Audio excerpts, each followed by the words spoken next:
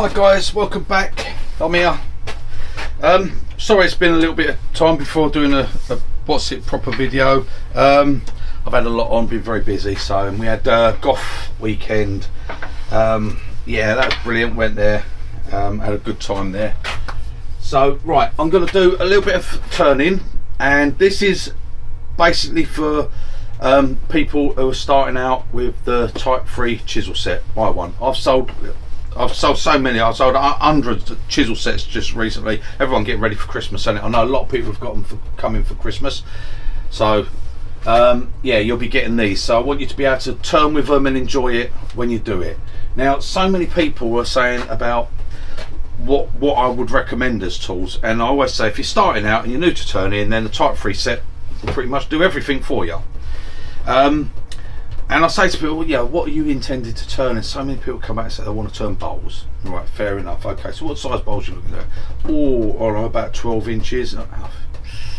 You haven't turned, you're heading for trouble, okay, straight away. If you're new to turning, okay, now this is for people that are, this is mainly for people that have bought my Type 3 chisel set. You're going to be getting them for Christmas, or you're just buying them for yourself and you want to start out, you want to start using Carbide, or you're just starting out turning. Okay, this is for those people. So all you know it all out there, this ain't for you, so don't, you know what you're doing already, so you can go away, don't worry about it. This is for the people who are going to use the chisels that I make. Right, now 12 inches. Now 12 inches, you're talking, this is like getting on for 12 inches. This is sort of a 12-inch bolt you're talking about. Actually, it's not even 12 inches, I don't think. We're talking 9 inches. That's 9 inches, 9-inch diameter, that. So that's actually, by the time you turn, yeah, you're going to get a 9-inch bowl out of that. That's a piece of wood this size, okay, you're talking about putting on. If you've never turned, I can tell you now, the first thing you're doing is you're heading for an accident, okay. You are going to struggle to get any sort of finish. You're going to struggle to turn a bowl out of it, okay. You've got to start off small, okay. You move up, you don't go jumping into those sort of things, you know. Even things like this are too big when you're just starting out, okay. Things like this, these are things that you can have accidents with. If something like this flies off because you get a bad catch, you're going to hurt yourself. So don't, just save them. Get your pieces, save them. You're not ready for that yet, okay. You will be able to turn all these very easily. Even things like this, okay. Now this is a nice chunk of sapele, okay. That will very easy, you turn that so easily with no trouble, no catches, no dramas, and you'll enjoy the turning. But if you're new to turning and you put that on your lathe and you try to turn it, you are not going to enjoy it, and the chances are it's all going to go wrong, okay. So we're starting off small, right. Now when I say start off small, I mean little pieces like this are nice, but even that, not when you're first turning, okay. Now I had someone actually just recently come for a lesson, and has turned big bowls and turned all this sort of stuff and was struggling, and I said, right, well, when we're going to start off turning the bowl, we're going to start off with something like this. And he looked at me as if I was taking the piss out of him. But the trouble is, when you do that, you've got to turn something like that, and you've got to turn it with a finish like this, where you actually have no tear out whatsoever, okay. And you've got to be able to turn that, because if you can't do that, you ain't going to have a chance in hell of turning something like that. The thing is, he looked at me like I was taking the piss, but he couldn't do it. So until I'd actually explained, showed him how to do it. Right, so that's what we're going to do. You're going to start off with something as small as this. Get yourself some pieces of wood. It can be anything: pine, beech, tulip, whatever you want, mahogany, oak, anything. Small little pieces. These were just the little spindle blanks, okay. And so that's spindle like that, okay. And all I've done is cut that in half, okay. So if I was to turn that, that would be end grain. Very easy to get a finish on the sides because that is side grain, okay.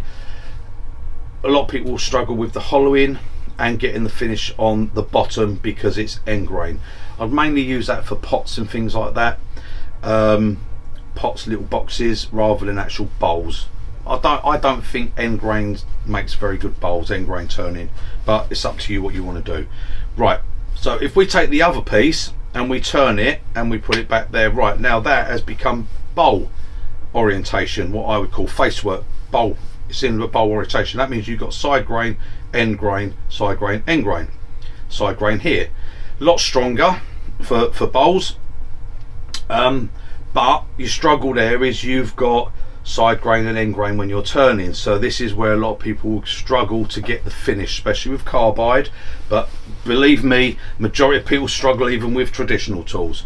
Okay, so I'm going to show you how to get this finish, perfect finish. Okay, then when you master that, you do half a dozen of these, then you move up to something a little bit bigger, go to a 3-inch square, then maybe a 4-inch square, then you can move on to the things like these. Okay, and you'll find them a doddle. And then once you've done a few of these, and when I say a few of these, I'm talking about doing, you know, a good dozen or so of these before you would move on to something of the size of this sort of thing. Okay, because once you've learnt how to do the cuts, the size of the wood doesn't matter. The cuts are exactly the same no matter what the wood is, but what you've got to do is learn to cut first. Okay, and yes, with the carbides, do not scrape. People that say they're scrapers, they just don't know what they're talking about. Don't listen to them. Okay, they do not know what the first thing they're talking about. Right, so what we're going to do is we're going to get this marked up, we're going to get this put on, and I'm going to show you how I would recommend. It's only my recommendation, you can do whatever you want, okay, you please yourself, but if you want to be able to get catch free turning, enjoy your turning and get a beautiful finish that you hardly have to sand, then I'm going to show you how to do it with your carbide. Okay, I've done it with traditionals. I use traditional, like I said to people before, my turning is basically 95% traditional tools. I learnt with traditional, I started with them, I've always used them, I would never not use them, but I make carbide, I use carbide, sell them, so that's what I want to show you. Right, so I'm going to get it marked up. I'm just going to zoom you in a bit so you can see the marking up. Like I said, this isn't for you old timers that have been there, got the t-shirt, knocked your teeth out, done everything else. This is for the new turners. Right, okay, so how long, I think this is all in shot. Right, basically we're going for the side, so we've taken it from our spindle, we've turned it sideways. Mark your centre up, it just makes it a little bit easier. I'm just going to go corner to corner with a ruler, get a pencil, just a little line across there. And this, like I said, this is for someone, you might have just got your lathe. I've got so many people that have messaged me to say they've never turned before, they're just going to start turning, and they have just received their type 3 chisel sets. And I know this because you've emailed me back to say thank you and that you've got them. And literally in this last couple of months, this last month I've sold absolutely low. I'm struggling to keep up with it actually, but there you go, we're getting them out there. Right, so we've got our squares, okay, and now we're going to just pop that between centre on there. Now I would recommend, new to turning, if you got them, step centres. Use step centres, okay, they're spring loaded. They don't dig in too much. If you do get a catch, even on something small like this, it will spin, it won't cause you any drama. Okay, you want to enjoy this process. You do not want to find it hard work at all. You do not want to be scared of it. You don't want to get catches that are going to put you off. Right, just tighten up, that's it, done. We're between centres. Okay, come in with our tool rest, and like I always say, I don't go straight across with it. I always slightly angle it to the piece, and I always put, even on a small piece like this, I'm a bit low there with that. Let me bring that up a bit. Right, okay. Even with a small piece like this, I put the centre post of the tool rest in line basically with the corner that I'm going to be taking the wood off from. And with a bowl, I've got to put my hand on the other side, sorry. With a bowl, we always want to go bottom to top, okay? So from inside to out, hollow in, outside to in, what we want to try to aim. Right, okay, I'll move that in a little, slightly bit closer. There we go. Makes it easy. Right, now first thing I will say, most important thing, moving your tool rest and things like that, people think are dangerous, touching wood's dangerous, and it's not dangerous to me, okay? To some of the, and I'm going to say to some of these old farts that make that comment to me, yeah, getting in and out of the bath is probably dangerous to you. It ain't dangerous to me, okay? This isn't dangerous. There's ways you do things that make them not dangerous, you know. Leaping 200 foot off of a ladder into a paddling pool with 6 inches of water, I'd kill myself, but there's people that can do it, because there's a correct way of doing it. You just have to learn and train, and you learn, and then things aren't dangerous. Right, but one thing that is very bloody dangerous is do not turn without one of these. Okay, let me just see, because I'll zoom that camera in. Right, we've got that on there. Right, this is the most dangerous thing you'll do, is turning without one of these. Doesn't have to be this, I'm not saying that. I like this. It has removable filters. This is about 7 years I've had this one now, 6 or 7 years, so like, I can't remember exactly, I don't make notes of that. I've never bought new filters, these things for it. I just hoover them out regularly and they've stayed perfect. The end filters that you get on here, they collect the dust. If through your turning, if you're turning a couple of pieces, I just get my hoover and regularly I give it a tap and a hoover, tap and a hoover.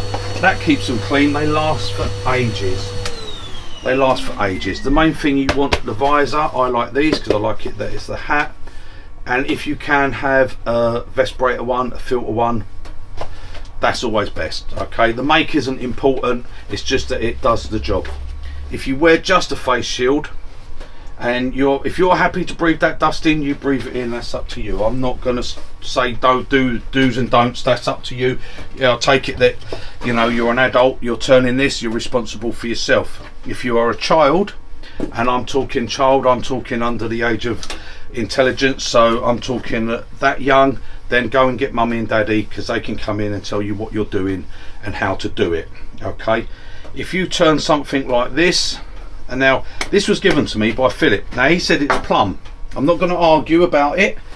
He said he gave me a branch. It's like 3 foot long, this diameter. It had the bark on it, a bit of rot under the bark, but this has been cut down 5 years, and he said it was plumb.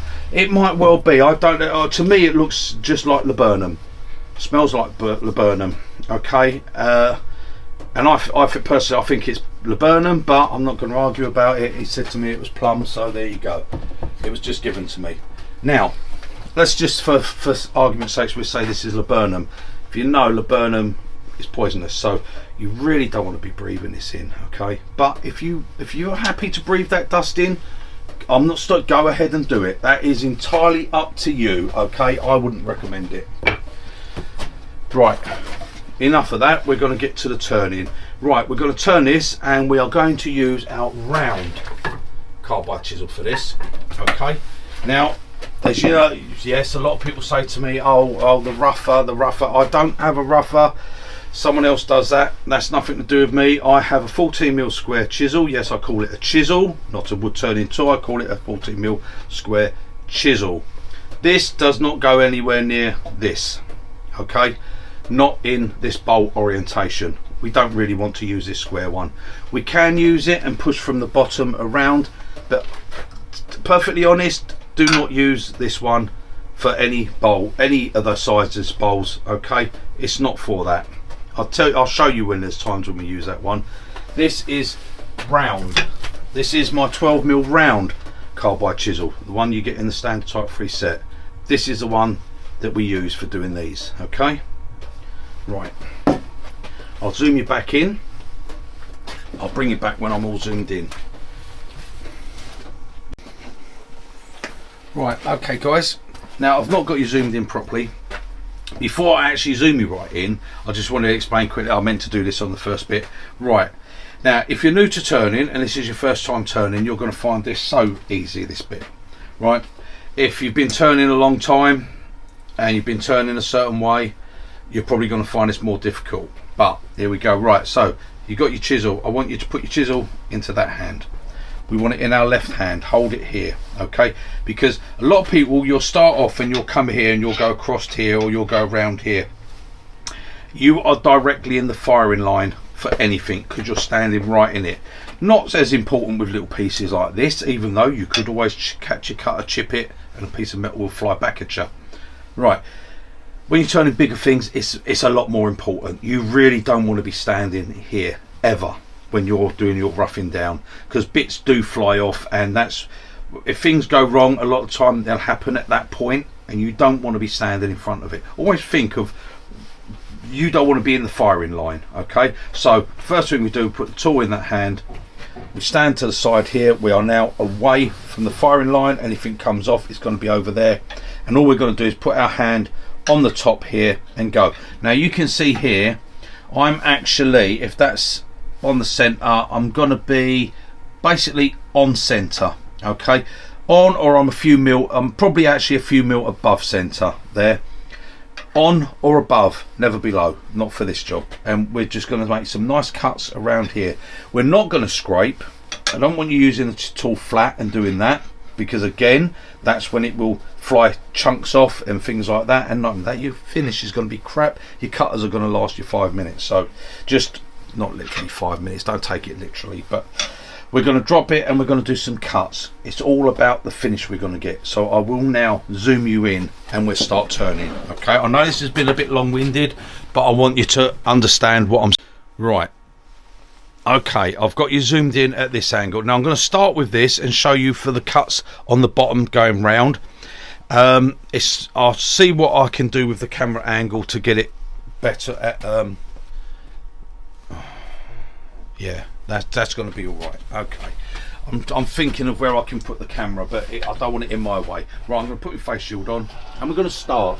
Okay, right, turn up, speed, you turn at what you feel comfortable turning. Okay, being a new turner, you're not going to know what's comfortable. If you turn it on and it frightens you, well, you can either man up a bit or turn it down a bit. Accidents will happen more at a slower speed than they will at a higher speed. Okay, that's my opinion. I've proved it no end of times, but you do what you want to do. Okay, but a faster speed is a lot safer for you. Now, just so you know, on a small piece like this, and the size of the piece you're turning will determine, sorry, hang on, the size will determine to a point, but it's basically the weight of what you're turning will determine what speed you can turn at. Okay, all wood is different, so you'll work that out as we go along. Okay, right, at the moment I've got this at 2500, so 2500 RPM. Right, I'm going to come in, I'm going to put my cutter this way, no cutting, you can see. Okay, it doesn't cut. I'm going to rotate it, there it starts to cut and just come through.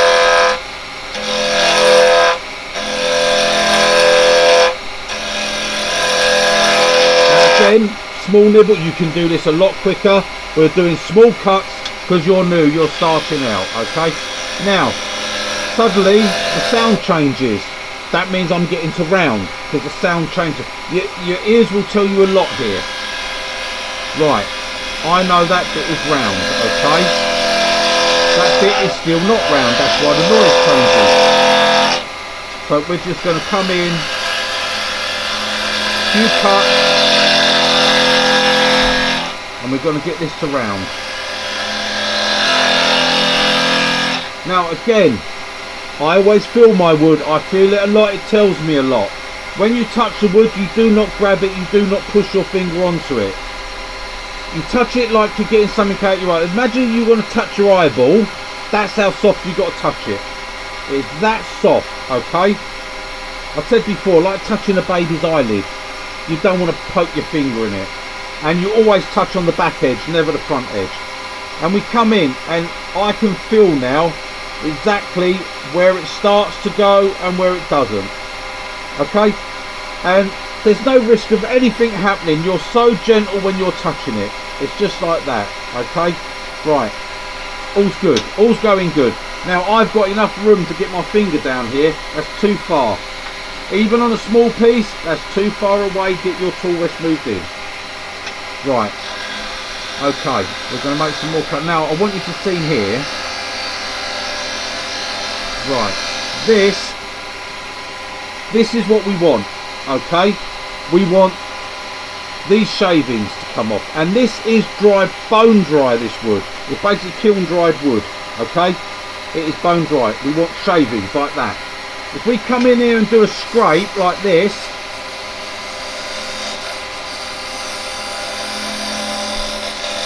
I'm going to try and catch these. There we go. If we use it flat and we scrape, we get these little curled up bits and a lot of dust.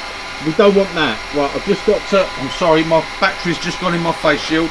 I'm just going to quickly change it. I've got another one fully charged.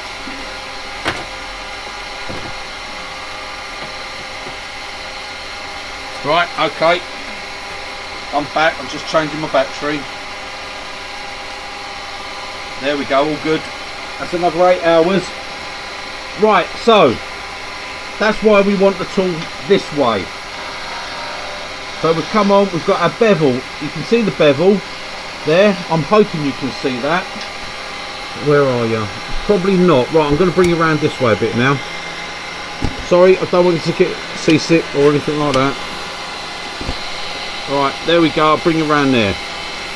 Hopefully you can see, you get in my way a little bit. That's the only thing. Right, okay. Now, we got the bevel there. I'm going to change in a minute and go to right hand because I've got all the corners off now, so the danger's gone. And there we are, and we're just rolling around. Come up.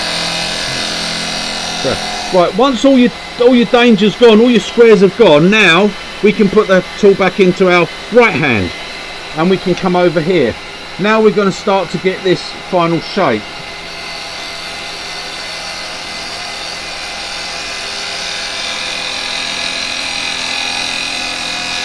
Now with the top edge, obviously we're going to get a bit of breakout. We come in, we close it, we come onto the top, open it and just drop our handle. That's all we're doing. Dropping the handle, coming out right up here. A little nip that way and that's it. We've got a clean finish on that top.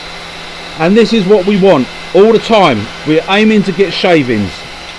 Now we want to put a little tenon on the bottom of here. We're going to stay with our round, okay, and all we're going to do, come to the edge and roll it and go in. And when we roll it and go in like so and finish here like this, we've got a bevel that gives us a perfect little dovetail, okay? That's deep enough. If we wanted it deeper, we'd just go a little bit deeper with it, as in further up this way, but that's deep enough. Now we're going to start from there and we're going to come round.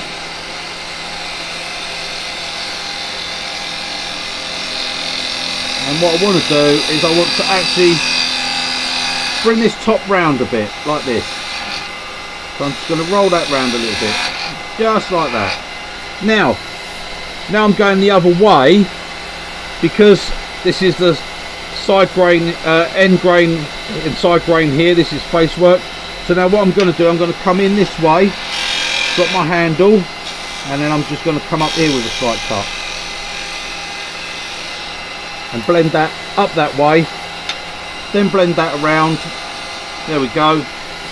Right, I can feel just there, nice and gentle. Like I said, it's very gentle. You can just, if you stopped it and looked, it would look fine. But if you touch it here, you can just feel it there, just a few fibres. So we're going to make another pass, nice gentle pass. So we're rolled out. We must have our bevel in contact. This is not, do not put it like that and go like that and just come round. You're still working on a scrape, okay? We must have our handle down. We must come on with our bevel and we must get a cut like this.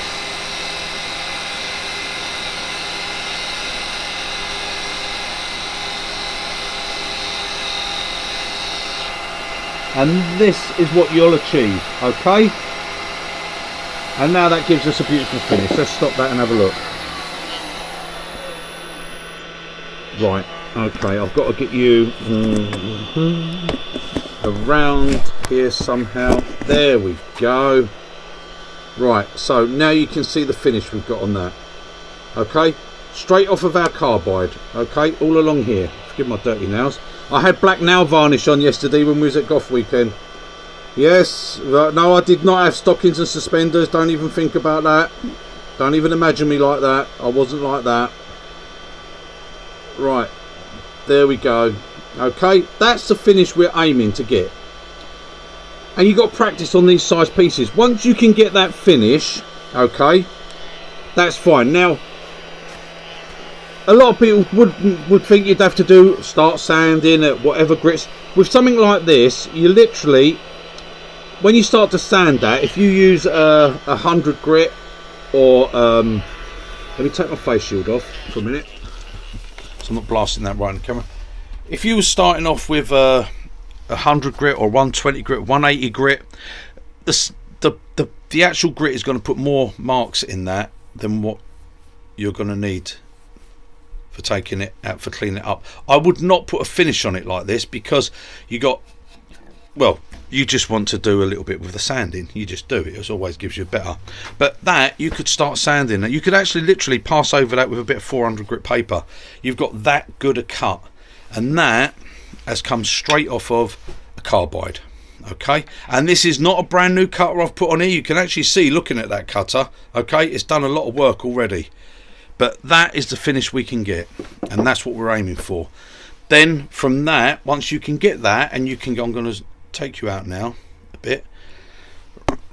Right, I'm going to bring you back round the other side. Don't get sick, just don't start worrying about it. I know we're moving and we're moving. There we go. Right, round here. Like so. There we are. Right. Now you can see me. All beautiful and lovely. Right. Once we can get this sort of finish, and you can get it every time you turn these, this is what you must get. There's no camera tricks. This is the finish, okay? And you can see we've got end grain, and this is kiln dried wood. This is dry wood, very dry, okay? And we've got a beautiful finish on there, straight off of a carbide, and you've seen how easy it was to do.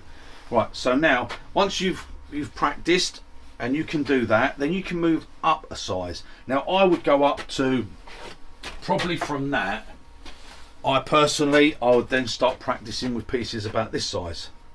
Okay, again, square, that would be end grain, that would be your bowl type. Make some little pots out of that. Okay, I would go for that sort of thing. If you want to go into turning other sort of bits, then right, what we do is next we'll turn this piece of laburnum, and we'll do it with the same. We're going to do the same type 3 set. We don't need anything different at this point. We're just turning some bowls. We don't need parting tools, we don't need bowl gouges, we don't need spindle gouges, we don't need roughing gouges. This is for people that are using a type 3 set. Your type 3 set will do all this, okay? There are other tools you can add to it, and I'll talk through that as well, because a lot of people ask what else would they add, but we're going to turn one of these. This actually comes out very nice. I've done one yesterday. It turns a little bowl about this size. Now this has still got a little, very little bit, well, it's got a bit there of this sapwood, and it is a little bit punky. It's a bit, it's soft, it's a bit spongy on here. There you can, so I can actually dig my nails into it. It's a bit spongy, so it's not the greatest for finish, but with our carbide we can get a nice finish on it. And this was just done, it was given a quick a very quick little sand, and I'll just put a bit of wax. I just wanted to see what the actual wood looked like. I still think it's laburnum, but anyway, I'm not arguing about it. It's plum. It was given to me as plum, so I'm going to call it plum. So I'm going to show you how I would mount this and how I will turn a piece like this. Okay, so join me in the next video. Alright, toodle pip guys.